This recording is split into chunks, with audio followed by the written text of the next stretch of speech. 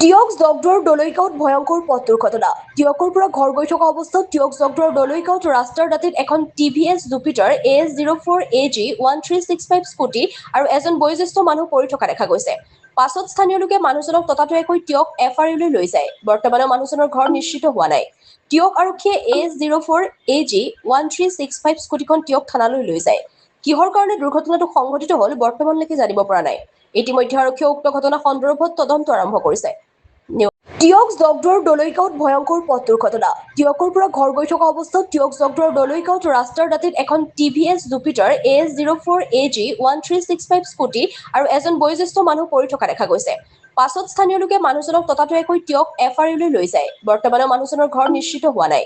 টিয়ক আৰক্ষীয়ে AS04AG 1365 স্কুটিখন টিয়ক থানালৈ লৈ যায়। কিহৰ কাৰণে দুৰ্ঘটনাটো সংঘটিত হ'ল বৰ্তমানলৈকে জানিব পৰা নাই। ইতিমধ্যে আৰক্ষীয়ে উক্ত ঘটনা সন্দৰ্ভত তদন্ত আৰম্ভ কৰিছে। টিয়কৰ পৰা গৌৰীশংকৰ ভঁৰালীৰ ৰিপৰ্ট AIM লাইভ।